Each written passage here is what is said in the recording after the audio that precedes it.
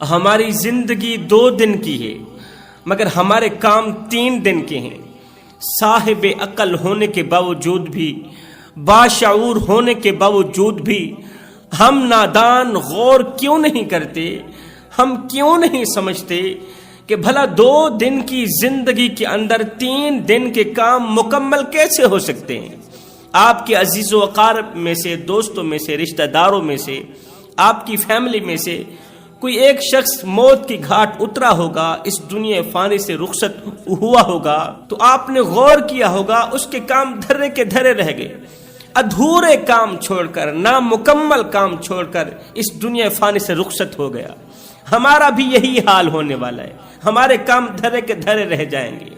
حضرت سیدنا علی المرتضی شیر خدا کرم اللہ وجہ الکریم فرماتے ہیں 2 دن کی زندگی کے اندر 3 دن کے کام مکمل ہرگز نہیں ہو سکتے، مگر ایک کام ایسا ہے جو 2 دن کی زندگی کے اندر مختصر سی زندگی کے اندر ایک کام بآسانی مکمل کر سکتے ہو، اور وہ کام تمہیں دنیا میں بھی کامیاب کرے گا اور تمہیں آخرت میں بھی کامیاب کرے گا۔ وہ کام تمہاری دنیا بھی سنوار دے گا، تمہاری آخرت بھی سنوار دے گا۔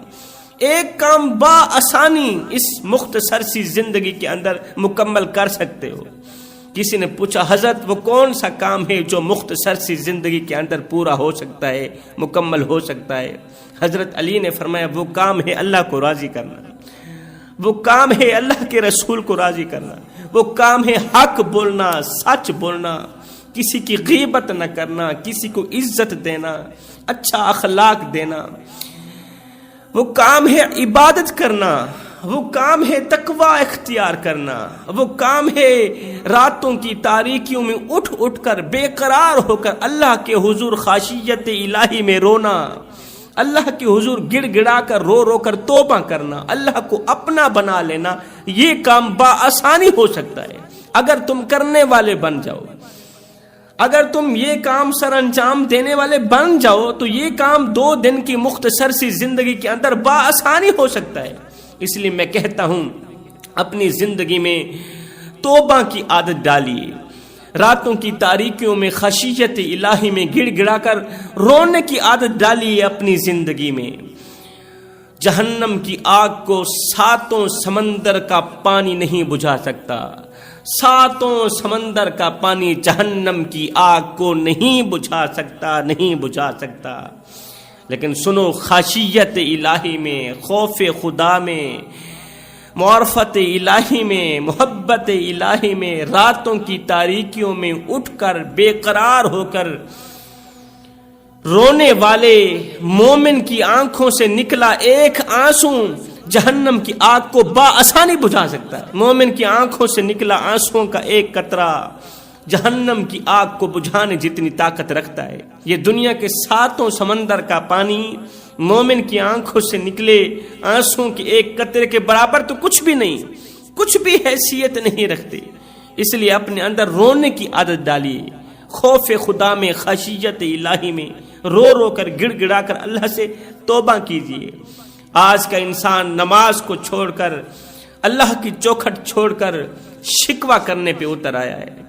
آج کا مسلمان باتوں پر ناشکری کرتا نظر آتا ہے، شکوہ و شکایت کرتا نظر آتا ہے، کہتا ہے اللہ مجھ پر ناراض ہے، اس لیے تو اللہ نے روزی کے دروازے میرے لیے بند کر دیے ہیں۔ روزی پر تو نظر جاتی ہے، کھانے پینے پر تو نظر جاتی ہے، لیکن اللہ کو راضی کرنے پر ہماری نظر نہیں جاتی۔ ہم صاحب عقل ہونے کے باوجود بھی بے وقوف بن بیٹھے، باشعور ہونے کے باوجود بھی، علم رکھنے کے باوجود بھی جاہل بن بیٹھے، اس لیے کہ ہماری نظر کھانے پینے کی اشیاء پر تو گئی، اللہ کی رضا پر نہ گئی۔ ہماری نظر مال دولت پر تو گئی، کرسی پر گئی، اقتدار پر گئی، ہماری نظر نہیں گئی تو اللہ کی رضا پر نہیں گئی کہ اللہ ہم سے کیا چاہتا ہے، کہیں اللہ ہم سے ناراض تو نہیں، کہیں اللہ ہم سے روٹھا ہوا تو نہیں، مدینے والا ہم سے روٹھا ہوا تو نہیں ہے۔ اگر روزی کی ٹینشن ہے، اگر رزق کی ٹینشن ہے کہ اللہ مجھے رزق نہیں دیتا، رزق میں برکت نہیں ڈالتا، اللہ نے میرے لیے روزی کے دروازے بند کر دیے ہیں، میں نے اللہ کا کون سا کچھ بگاڑا تھا کہ اللہ نے میری روزی تنگ کر دی، مجھے کنگال کر دیا، اور فلاں نے کون سی ایسی نیکی کی تھی کہ اللہ تعالیٰ نے اسے مالا مال کر دیا.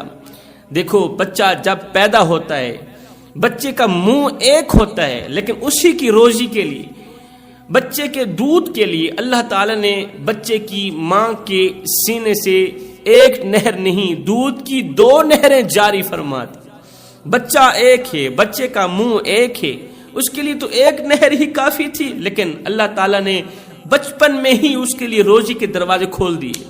روزی کا ایک دروازہ بھی نہیں، 2 دروازے کھول دیے، روزی آسان کر دی، اور روزی میں برکت بھی ڈالی ہے. برکت تھی ہی تو بچہ جوان ہوا تھا نا، روزی میں برکت بھی ڈالی.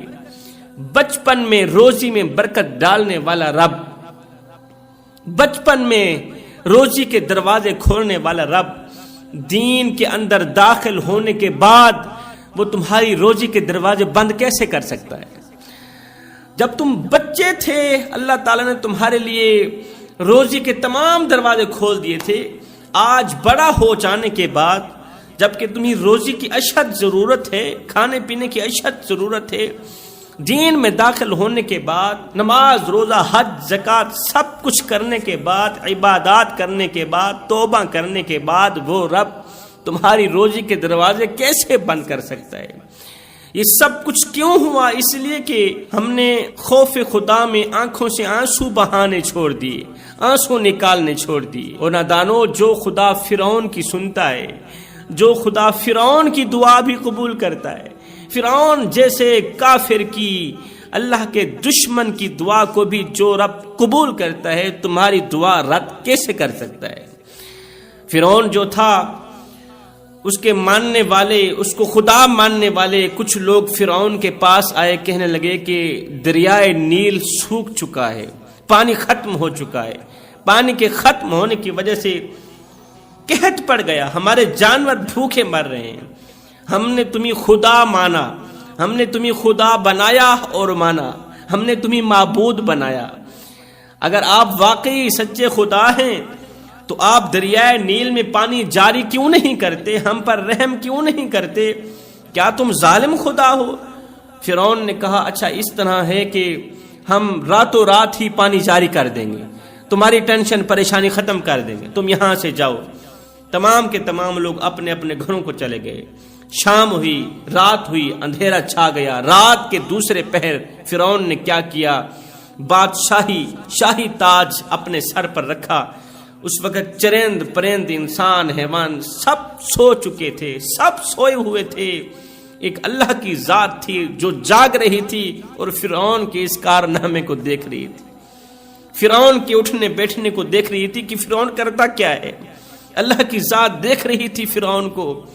اللہ اکبر. رات کا دوسرا پہر تھا. فرعون نے شاہی تاج سر پر پہنا اور گھر سے باہر نکلا، دریائے نیل کی طرف چل پڑا.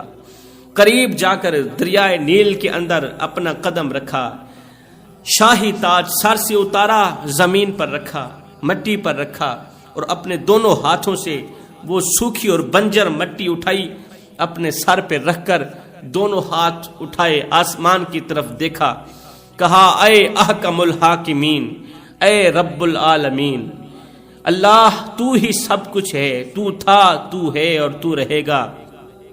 میں کچھ نہیں ہوں، میں کچھ نہیں تھا اور نہ ہی تو میں رہوں گا، میں ختم ہو جاؤں گا، یہ میرا جھوٹا دعویٰ ہے، تو خوب جانتا ہے. اے اللہ تو میرا رب ہے اور تو ہی مجھے پیدا کرنے والا ہے. میں کیا کروں؟ میں بھٹک گیا ہوں، لیکن آج تک تو نے میرے تمام عیبوں پر پردے رکھے میرے مالک. تو نے میرے گناہوں کو چھپایا، میرے عیبوں کو چھپایا، میرے جھوٹ کو سچ کیا. جس طرح میں کہتا گیا تو ویسے ہی کرتا گیا.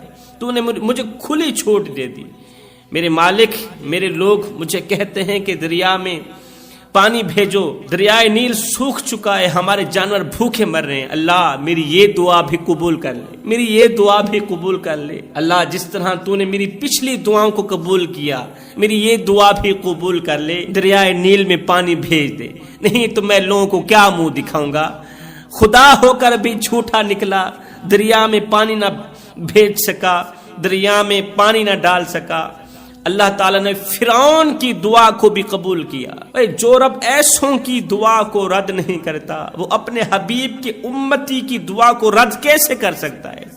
اب شیطان ابلیس نے بھی تو اللہ تعالیٰ کے حضور دعا کی تھی نا، ابلیس نے بھی دعا کی تھی، شیطان نے دعا کی تھی، جس کے بارے میں کہا گیا ان الشیطان للانسان عدو مبین، خبردار شیطان تمہارا کھلا دشمن ہے، دشمن تھا، دشمن ہے اور دشمن رہے گا۔ شیطان سے بچنا۔ اسی شیطان نے اللہ سے دعا کی، اللہ قیامت تک مجھے مہلت دیجیے، مجھے کبھی پریشان نہیں کرنا، مجھے سزا نہیں دینی، مجھے آزاد رکھنا۔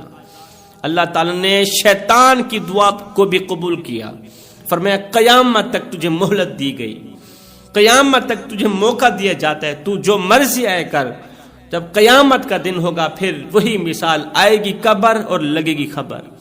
اگر اللہ فرعون کی دعا کو بھی قبول کر سکتا ہے، شیطان کی دعا کو بھی قبول کر سکتا ہے، وہ اپنے محبوب کے امتی کی دعا کو رد کیسے کر سکتا ہے؟ محبوب کے امتی کی دعا کو بھی قبول کر سکتا ہے، کیونکہ یہ نادان بھٹک گیا ہے، یہ اللہ کے حضور آتا نہیں، اللہ کی چوکھٹ پر آتا نہیں، اچھی طرح بھٹک گیا ہے، اس لیے دعا کی قبولیت میں تھوڑا وقت لگ جاتا ہے۔ ایک دن حضرت جبریل علیہ السلام انسانی شکل میں فرعون کے پاس آئے، کہنے لگے فرعون ایک سوال کا جواب تو دے۔ فرعون مفتی تو نہیں تھا، وہ تو مفت خور تھا، وہ پڑھا لکھا تو نہیں تھا، وہ تو جاہل سا تھا۔ حضرت جبریل علیہ السلام انسانی روپ میں آ کر کہنے لگے اے فرعون میرے ایک سوال کا جواب دے۔ وہ سوال یہ ہے کہ اگر ایک بادشاہ اپنے غلام کو پالے، بڑے نازوں سے پالے، اس کی ہر ایک ضرورت پوری کرے، سونے کے نوالے اسے کھلائے، اسے جوان کرے، پھر لاکھوں کروڑوں لوگ اس کے نوکر بنا دے، اس کے ملازم بنا دے، اس کے ایک حکم پر لاکھوں ملازم، کروڑوں ملازم لبیک کہیں، ناز و نام سے پلنے والا غلام بڑا ہو کر اگر وہ اپنے بادشاہ کی نافرمانی شروع کر دے تو ایسے غلام کو کس طرح کی سزا دینی چاہیے؟ تو فرعون نے کاغذ اٹھایا، فتویٰ لکھ کر دیا، کہا کہ ایسے غلام کو تو پانی میں غرق کر دینا چاہیے، ایسے غلام کو تو پانی میں ڈوب کر مر جانا چاہیے۔ حضرت جبریل علیہ السلام نے وہ فتویٰ سنبھال کر رکھا، چلے گئے۔ جب فرعون پانی کے اندر غرق ہو رہا تھا اسی وقت حضرت جبریل علیہ السلام نے وہ والا فتویٰ فرعون کے سامنے کیا، فرمایا یہ تو تیرے ہاتھوں کی کمائی ہے، تو نے خود ہی تو کہا تھا کہ نافرمان غلام کو تو پانی میں غرق ہو جانا چاہیے، اسے تو پانی میں غرق کر کے مار دینا چاہیے، تو تیرے ہاتھوں کی کمائی، تیرا فتویٰ تیرے سامنے آ گیا، اللہ نے تیرے فتوے کے مطابق ہی سب کچھ کیا۔ تو جوانوں کاش کہ ہم لوگ اللہ کے حضور ہاتھ اٹھانے کے عادی بن جاتے، ہاتھ پھیلانے کے عادی بن جاتے۔ جب سے امت نے اللہ سے مانگنا چھوڑا تب سے ذلیل ہو گئی، رسوا ہو گئی، تب سے عروج زوال میں بدلنا شروع ہوا۔ جب سے ہم نے اللہ سے مانگنا چھوڑا، جب سے ہم نے اللہ کی چوکھٹ چھوڑی، جب سے ہم نے مدینے والے کا صدقہ مانگنا چھوڑا تب سے ہم غریب ہو گئے۔ ہم غریب کیوں ہوئے؟ ہماری غربت کی وجہ بھی اصل میں یہی ہے کہ ہم ڈائریکٹ اللہ سے مانگتے، اللہ ہمیں یہ بھی دے دے، ہمیں وہ بھی دے دے۔ ڈائریکٹ اللہ سے بھی نہ مانگا کرو، مانگا کرو صدقہ سونے نبی کا مانگا کرو، مدینے والے کا صدقہ مانگا کرو۔ جب تم مدینے والے کا صدقہ مانگو گے تو پھر مانگنے سے پہلے تمہیں عطا کر دیا جائے گا۔ جو لوگ کملی والے کا صدقہ مانگتے ہیں نا، جو لوگ کہتے ہیں جی ہماری دعائیں قبول نہیں ہوتی، دعائیں قبول کیوں نہیں ہوتی؟ اس لیے کہ وہ اول آخر درود شریف نہیں پڑھتے، اس لیے تو ان کی دعائیں قبول نہیں ہوتی، ایک بالشت کے اوپر جاتی نہیں ہے، قبولیت کے دروازے تک پہنچتی بھی نہیں ہے۔ سب سے پہلے کریم آقا کی ذات مبارکات پر درود شریف کا نذرانہ پیش کیا کرو، پھر اللہ سے مانگا کرو، اور مانگتے وقت بھی کملی والے کا صدقہ مانگا کرو، اپنے نبی کا صدقہ مانگا کرو، پھر دیکھنا مانگنے سے پہلے پہلے اللہ تمہیں عطا کرے گا۔ اور ساتھ میں اللہ کے رسول کے حکم کو اپنی سر آنکھوں پر رکھو، اور ساتھ میں مدینے والے کے حکم کو بھی اپنی سر آنکھوں پر رکھو، مدینے والے کے ہر ایک حکم کو اپنی سر آنکھوں پر رکھو، اچھے اعمال کرو، نیک اعمال کرو۔ رسول کریم صلی اللہ علیہ وسلم نے فرمایا دنیا کو ہی اپنا سب کچھ مت سمجھنا، یہ دنیا کچھ بھی نہیں ہے، انسان ساری زندگی میرا مال میرا مال میرا مال کرتا رہتا ہے. ابن آدم ساری زندگی میرا مال مال مال کرتا رہتا ہے، مگر اے ابن آدم تیرا مال صرف وہی ہے جسے تو نے کھا کر ہضم کر لیا، تیرا مال صرف وہی ہے جسے تو نے پہن کر بوسیدہ کر دیا اور صدقہ دے کر ساتھ لے گیا، بس یہی تیرا مال ہے. زیادہ ہائے ہائے کرنے کی کوئی ضرورت نہیں. انسان دریا ہے، اس کے اعمال نہریں. اگر دریا پاک و صاف ہوگا تو نہریں بھی پاک و صاف ہوں گی. اگر سرے سے دریا ہی ناپاک ہو گیا، اگر سرے سے دریا ہی پلید ہو گیا، خراب ہو گیا، پھر نہروں کا کیا بنے گا؟ جب سرے سے انسان ہی خراب ہو گیا تو پھر اعمال کا کیا بنے گا؟ اعمال کیسے اچھے ہو سکتے ہیں؟ اس لیے خود کو اچھا بناؤ، اپنے اعمال کو اچھا بناؤ، اپنی زندگی کے اندر انقلاب پیدا کرو، اپنی جوانی کے اندر انقلاب پیدا کرو. انسان انسان نہیں ہوتا، عمل ہی انسان کو انسان بناتا ہے. اور نادانو، جو خدا رات کو درختوں کی ٹہنیوں پر بیٹھے پرندوں کو نیند میں گرنے نہیں دیتا، وہ تجھے اور مجھے کیسے بے یار و مددگار چھوڑ سکتا ہے؟ اس کی رحمت تو بڑھ چڑھ کے آوازیں دے رہی ہے. اور میرے حبیب کی امتی، آ جا میری چوکھٹ پر، میں رب ہو کے تیرا استقبال کروں گا. آ جا میری چوکھٹ پر، میری رحمت بڑھ چڑھ کے تیرا انتظار کر رہی ہے. ایک بار تو میری چوکھٹ پر آ کر تو دیکھ، اپنا سر جھکا کر تو دیکھ، سبحان ربی الاعلیٰ کی تسبیح اپنی زبان پر اپنے لبوں پر لا کر تو دیکھ. بخشش کی حد نہ کر دوں مجھے رب العالمین بھی نہ کہنا، بخشش کی انتہا نہ کر دوں مجھے رب العالمین بھی نہ کہنا. ادھر سے رسول کریم کا فرمان سنو، ادھر سے اپنے کام دیکھو، ادھر سے نبی کا امتی کن کاموں میں الجھا ہوا ہے. فلاں جگہ بیٹھا فلاں کی غیبت، فلاں جگہ بیٹھا فلاں کی غیبت. غیبت اور چغلی ہم نے اپنا مشغلہ بنا لیا، ہم اپنی مصروفیت سمجھ بیٹھے. حضرت ابراہیم بن ادہم ایک دعوت پر گئے تو وہاں پر کسی کا انتظار ہو رہا تھا. تو ان میں سے کسی نے کہا کہ فلاں شخص تو بڑا ہی بدتمیز ہے، بڑا ہی جاہل ہے. کتنے لوگ اس کے انتظار میں اور وہ ابھی تک آ ہی نہیں رہا. یہ سن کر حضرت ابراہیم بن ادہم نے فرمایا، او نادانو، قاعدہ تو یہ تھا، دستور تو یہ تھا کہ پہلے روٹی کھاتے پھر بوٹی کھاتے. تم لوگوں نے تو سارا کا سارا معاملہ ہی الٹا کر دیا، ساری کی ساری دعوت ہی الٹی کر دی کہ پہلے بوٹی کھا رہے ہو پھر روٹی کھاؤ گے. لوگوں نے کہا حضرت ہم نے تو ابھی تک بوٹی کو ہاتھ بھی نہیں لگایا.